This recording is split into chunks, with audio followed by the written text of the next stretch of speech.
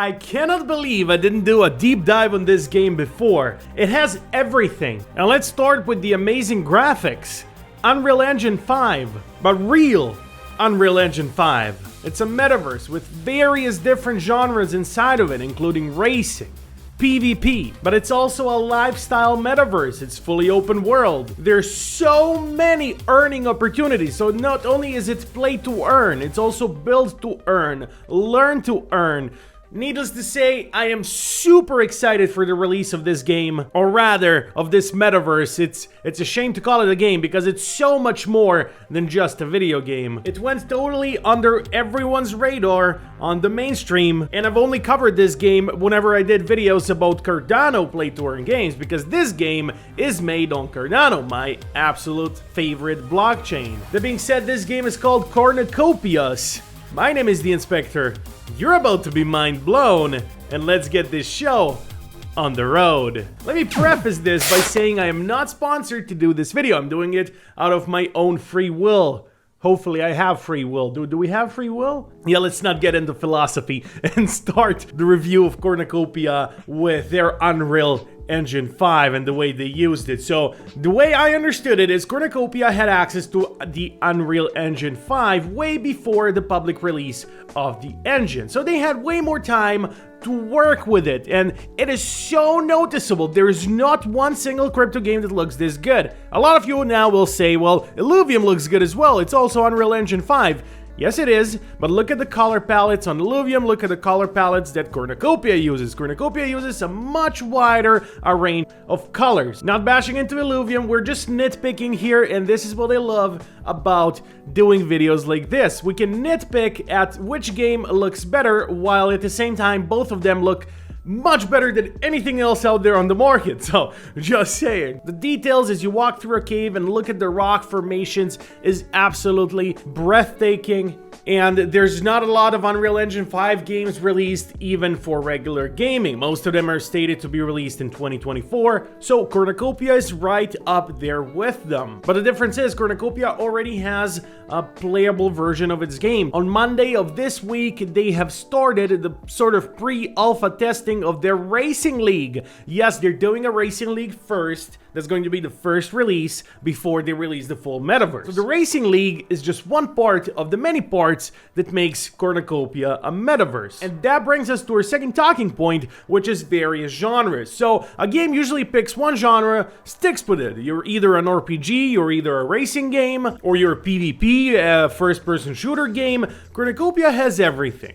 Now, that might sound very good, but to some people it also might sound very bad. If you do everything, are you good at anything? That's the only part that I'm skeptical about, and which remains to be seen. I can't say whether I'm gonna like the PvP or racing before I actually sit down and try it. So either way, I'm very excited and hyped for this game, but don't get me wrong, it's very good to be a skeptic and not take everything at the face value. That being said, yes, we said Racing League, we said PvP, but what else is there? Well, first of all, this is a metaverse, and the whole point of a metaverse is something we are not really familiar with at this point. There's no single metaverse that does everything this good like Cornucopia. So it's going to be a lifestyle metaverse where you can also network with people, create conferences or attend conferences. There's gonna be a lot of nightclubs where you can go to, and I will touch that point later as to why nightclubs and concerts are gonna be so beneficial not only to the artists but also to the people watching them. But if you don't like any of that stuff and you're just a casual gamer who wants to enjoy his or her time inside of the game and not think about someone trying to shoot you or push you off the bridge with a car, every single player will get their own home bubble where they can build their own home in. So you can just chill, build your own home, act like this is the Sims. Just build your own home and have fun in it. And while you're building your home, if you discover that you can use certain materials and crafting recipes in order to create a coffee table, well then you can create that into a blueprint, which then you can sell, and then other people who want to mint your blueprint of the coffee table will have to pay you in order to use it, so you get royalties. More of that in the third talking point, which is earning opportunities, but I just wanted to mention that there's so many earning opportunities in this game. First of all, before we get into that, the map is massive, and I'm saying massive. So how is the game structured? Well, you have zones, right? A lot of different various zones inside of the game. Each zone has a bunch of different domes, and domes are themed.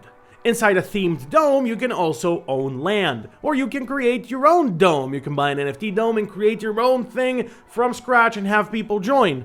And maybe even pay for the privilege if you're that type of person. But it's something you can do. But the island or cornucopia will absolutely be free to play and open for everyone. And only about 2% of a land inside a zone is going to be owned by the players. Everything else will be totally public and free for everyone. But also player-owned zones you'll be able to see, obviously. Various themes include maybe a samurai theme, a Wild West theme, medieval theme. There can be so many different themes. And inside of the various themed domes, you're going to be able to play minigames, to race inside of them, as we have talked about, but also to play minigames. Minigames can include anything and everything, from deathmatch to battle royale to anything you can set your mind to. You're going to be able to do it inside of the themed zones. And then also players will get rewards for playing various minigames. Rewards will include XP and energy which you will need for various things, and also XP, but it will also include NFT rewards, and it will also include coins. So yes, it is play to earn, and they have their own coin, and it's right here. It's called Copy, currently trading at $0.03, and this is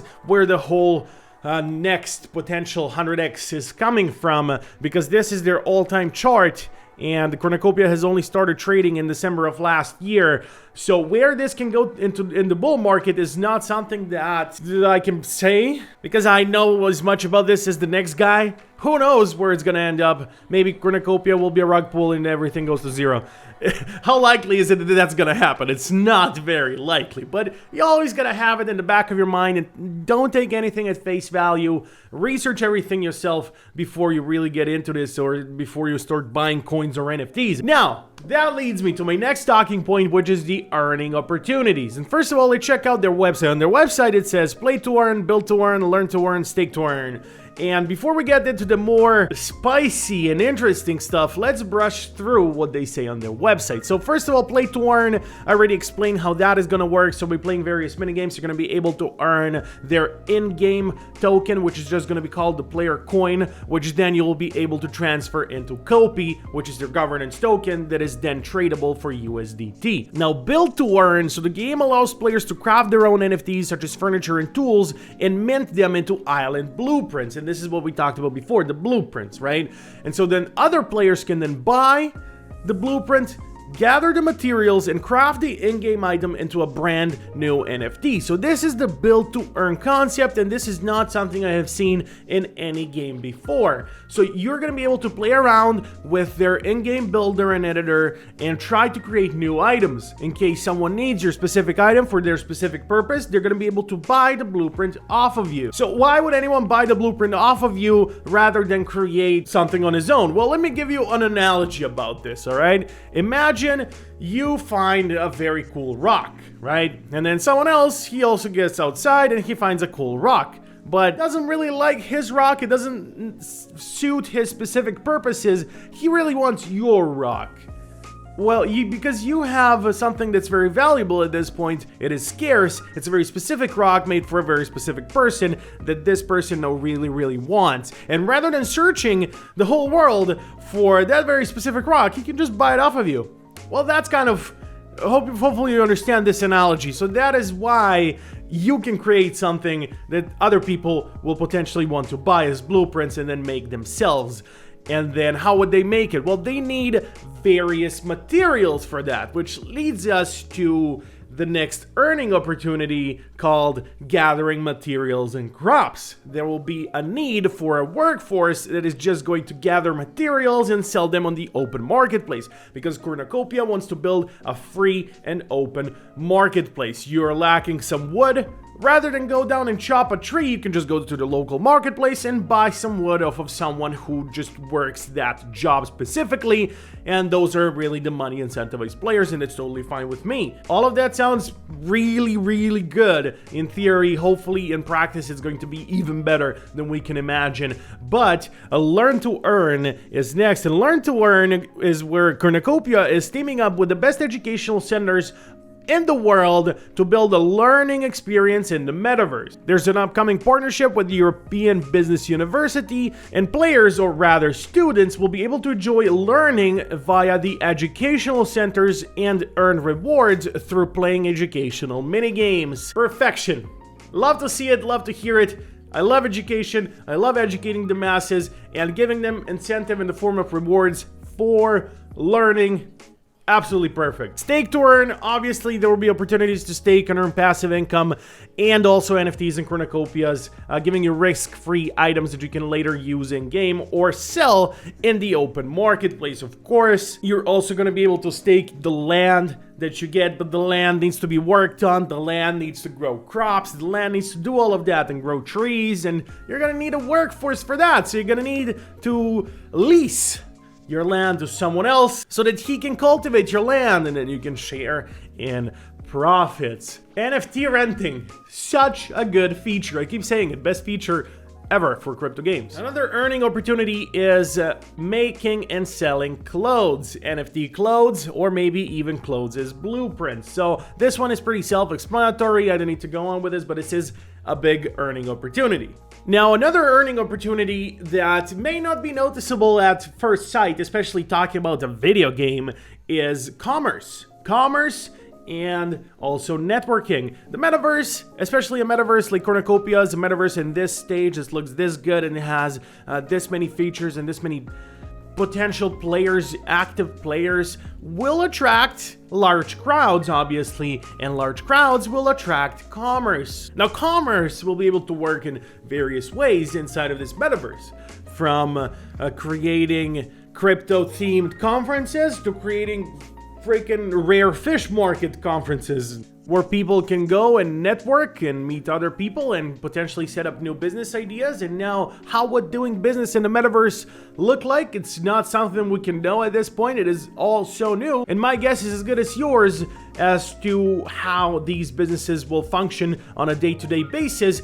But something that is for sure, something that is very true and that we can both agree on, is that commerce will play a big part in this. And JP Morgan, yes, the bank JP Morgan also sees this, and they want to create the first metaverse or virtual bank because they see how lucrative this can be. They see the potential and all the people inside that they can tap into now through blockchain. Now, we are getting away from banks by doing cryptocurrency. We're getting away from banks by using cryptocurrency. But that doesn't mean that I don't want a big name like JP Morgan to open a virtual bank. That is very good for crypto. You don't have to use the bank, we just need the press.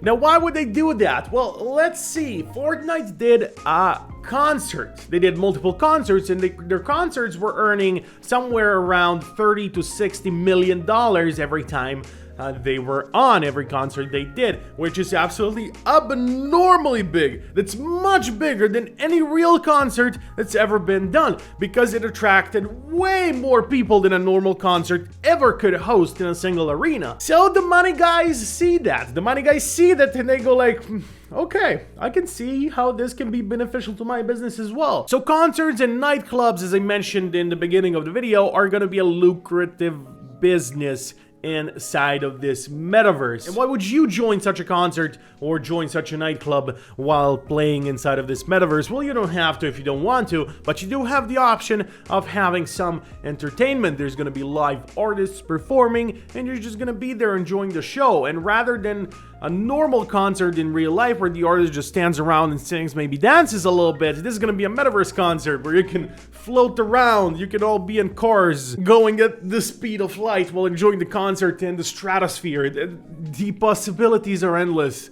And just by saying this out loud, I can really see how big this might potentially be. Now, I am super bullish on the metaverse as a whole, but I'm especially bullish on Cornucopia. There's gonna be other revenue generating activities except for the mini games, but first and foremost, we have the Racing League coming up, and hopefully the public release for the Racing League will come soon, and it will start their whole marketing process. So I hope I have explained more to you about Cornucopia and that you understand it a little bit better than you did yesterday. It's a huge game, and I have just begun to cover this game. Hopefully I will cover it way more in the future. I love Cardano, I love Cornucopia, but please, before you do anything or buy anything, do your own research, because Cornucopia, once it releases, will be absolutely free to play. Thank you for watching, and I'll see you next time. Bye.